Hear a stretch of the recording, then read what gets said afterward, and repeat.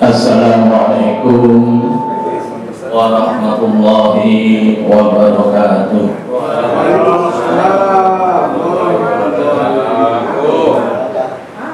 Alhamdulillahilladzi hadana li hada wa ma kunna linahtadiya laula an hadana Allah. Asyhadu an la ilaha illallah wahdahu la syarika lah, la nabiyya ba'da. Asyhadu an la ilaha illallah wahdahu la syarika lah wa asyhadu anna Muhammadan abduhu wa rasuluhu la nabiyya ba'da. Allahumma shalli ala 'abdika wa rasulika sayyidina Muhammad wa ala alihi wa sahbihi wa mawala. Amma ba'd. Yang mulia Bapak Wakil Ketua Pengadilan Tinggi Agama Ambon, yang mulia para hakim tinggi Pengadilan Tinggi Agama Ambon, yang terhormat para panitera dan Pak Sekretaris Pengadilan Tinggi Agama Ambon, para pejabat struktural maupun fungsional, serta para ASN dan teman-teman BPN yang berbahagia. Dalam kesempatan ini patutlah kita bersyukur kehadirat Allah Subhanahu wa Ta'ala, karena Allah telah memberikan kepada kita hidayah, inayah, dan rahmah. Hidayah tidak semua orang ini dapat. Oleh karena itu bersyukurlah kalau bapak-bapak kebetulan punya istri atau anak yang bernama Hidayah. Ini inti, yaitu kita mudah-mudahan selalu berhidayah atau berwujud. Karena tidak semua orang hidayah itu dijamin. Artinya Allah tidak menjamin hidayah terhadap seseorang. Kalau masalah finansial, masalah urusan makan dan fasilitas yang lain, Allah sudah menjanjikan. Sampai binatang yang melata pun Allah memberikan kehidupan kepada binatang. Apalagi kita sebagai makhluk yang mulia, yaitu umat manusia. Kemudian Allah telah memberikan inayah atau pertolongan. Ini tanpa adanya pertolongan Allah kita tidak mungkin bisa berkumpul di sini. Apalagi suasana ini hujan ini kan hujan pengantin baru, sehingga ini bawahnya sejuk tapi tidak mendingin, sehingga bisa yang dingin bisa dihangatkan. Artinya sayur bu ini ditaruh di atas kompor, itu kan enak. Bapak dan Ibu sekalian, bahwa pada hari ini kebetulan saya dapat tugas, yaitu menyampaikan pembinaan mental, yaitu keutamaan sholat dalam waktu, keutamaan sholat tepat waktu dalam Islam. Ini kaitannya juga ada tanggal 18 April kemarin, kebetulan hari Senin tanggal 18 April. Sekarang saya kebetulan dapat tanggal 18 bulan Juni, tanggal tetap bulan beda. Dan bulan 3 bulan yang kemarin, yaitu tentang malaikat Jibril datang kepada Rasulullah minta informasi tentang Islam, tentang iman, dan tentang ihsan.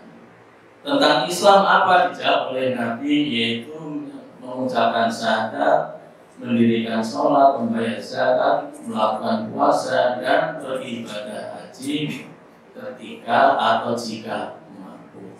Kemudian Jibril menjawab sedekah, membenarkannya. Oleh karena itu topik yang sekarang yaitu keutamaan melaksanakan sholat tepat waktu. Masalah sholat ini ibadah yang paling utama dan berat. Oleh karena itu Nabi Ibrahim, itu dalam surat Ibrahim, ketika beliau sebagai figur publik, sebagai utusan Rasulullah, itu doanya Rabbi ja'alna hadza baladan amina. Rabbi ja'al hadza baladan amina wajnubni wa baniya an na'budal asnam. doa Nabi Ibrahim ketika menjadi figur publik yang didoakan, beliau berdoanya itu agar negerinya ini diberi keamanan. Kemudian yang kedua supaya dihindarkan dari penyembah. Akan tapi beliau sebagai sosok kepala keluarga ada doa yang menonjol, yaitu Rabbi ja'alni muqimas shalah wa min dzurriyyati Rabbana wa taqabbal du'a. Ya Allah, Rabbi ja'alni muqimas shalah, jadikanlah aku sebagai seorang yang selalu tegak atau mendirikan sholat, wa min dzurriyyati, dan termasuk anak keturunan. Ini doa Nabi Ibrahim, itu perlu kita ingat-ingat. Rabbi ja'alni muqimas shalah wa min dzurriyyati. Itu kita supaya diberi hidayah agar selalu melaksanakan sholat, wa min dzurriyyati, termasuk anak keturunan kita. Tidak, doa ini tidak hanya untuk pribadi kita, tapi untuk generasi yang akan datang. Lalu kenapa orang ini diwajibkan sholat? Ternyata sahabat Ibnu Mas'ud ini pernah bertanya kepada Rasulullah SAW dalam hadisnya yang diriwayatkan oleh Imam Muslim, yaitu an Abdullah bin Mas'udin qala sa'altu Rasulullah sallallahu alaihi wasallam ayyul amalil afdal,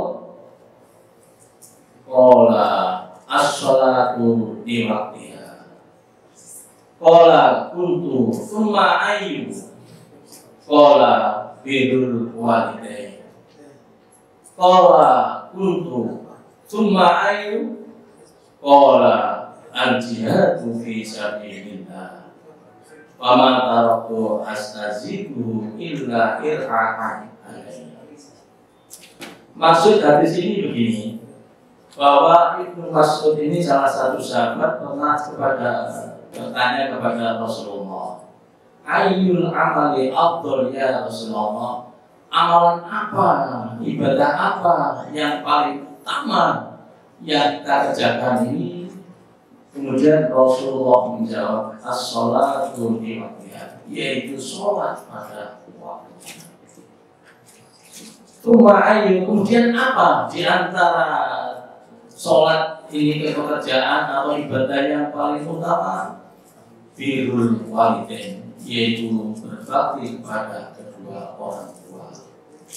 Kemudian apa lagi setelah sholat, setelah berbakti kepada orang tua? Yaitu al-jihad fi sabilillah, yaitu jihad fi sabilillah, bukan anti jihad, tapi jihad fi sabilillah. Ada 3 hal yang perlu kita renungkan. Jadi amalan yang paling utama dan pahalanya paling besar tidak ada lain kecuali, yaitu menurut hadis ini, sholat pada waktu. Ini yang paling utama. Oleh karena itu, sholat ini pun juga merupakan hidayah. Orang cari rezeki ini untuk keperolehannya ini dijamin oleh Allah. Tapi dalam rangka untuk memperoleh hidayah ini, Allah SWT tidak menjamin.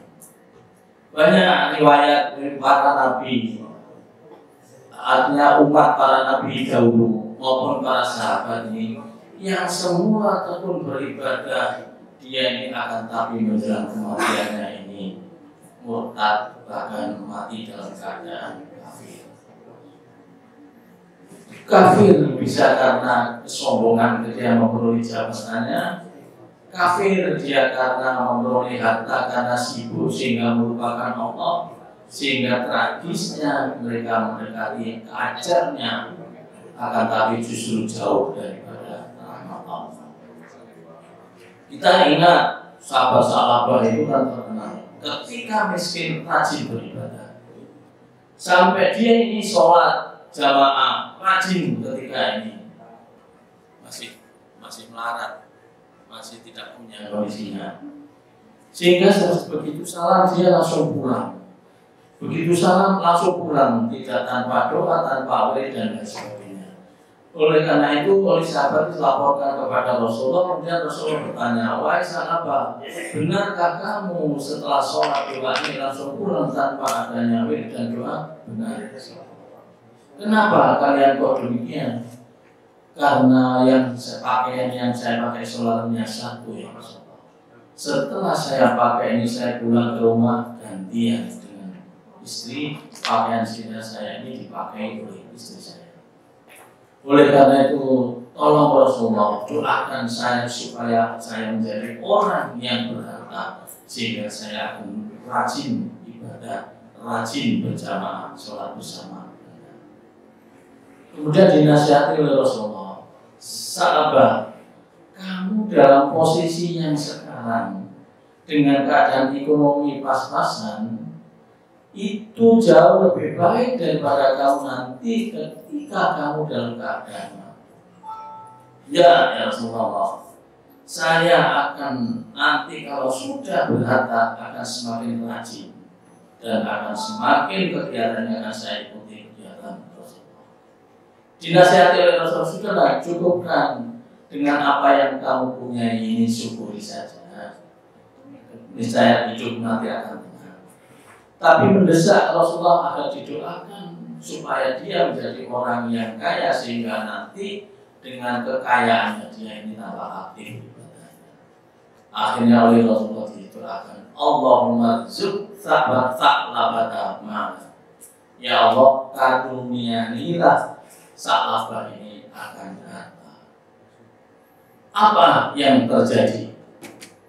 Ketika Sa'labah ini dulu itu ekonomi itu kan di bidang peternakan. Kalau sekarang macam-macam, bisa bisnis valuta asing, bisa bisnis transportasi dan lain sebagainya. Kalau dulu bentuk bisnisnya itu kan hanya pelihara kambing, bukan kambing hitam, tapi kambing itu kan. Dia pelihara kambing, kemudian daripada Sa'labah.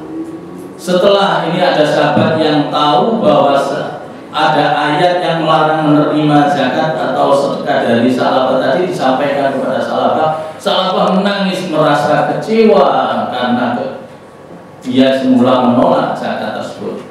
Kemudian dia mendatangi Rasulullah untuk menyerahkan sedekah, zakat dan sebagainya. Kemudian disampaikan oleh Rasulullah, kamu sudah saya ingatkan, zakat ini kewajiban bagi setiap muslim, tapi kamu menolak. Sekarang Allah menutup atau melarang saya untuk menerima zakat dari kamu. Itu nangis-nangis ada serahkan, ini ditolak oleh Rasulullah karena memang larangan dari Allah. Begitu Rasulullah meninggal pada zaman sahabat Abu Bakar, sahabat Sa'labah pun juga merasa kecewa, merasa getun kalau bahasa Jawa ya. Jadi dia merasa kalau dulu pernah menolak, dikasihkan kepada Abu Bakar. Ini Abu Bakar sebagai zakat harta benda saya. Abu Bakar bilang, Rasulullah saja tidak berani atau tidak mau menerima karena larangan Allah, apalagi saya. Ya sudah, karena tidak diterima. Nah, ini salah satu contoh bahwa harta yang diberikan kepada kita ini bukan jaminan itu hidayah, istidraj, atau ini kita dikasih tapi ada durhaka kepada Allah. Oleh karena itu harta itu yang penting berkahnya. Sedikit kalau berkah kan bisa menunjang kita semakin dekat kepada Allah. Kemudian kembali kepada sholat tepat waktu tadi itu, sahabat Utsman bin Affan itu menyampaikan bahwa orang yang ibadahnya itu sholatnya ini konsisten, istiqomah, itu dikasih 9 kemuliaan. Di antaranya yaitu dia diberi keberkahan dalam hidupnya, ada di rumahnya, juga keberadaannya selalu dijaga oleh malaikat. Ini yang dua, kira-kira begitu.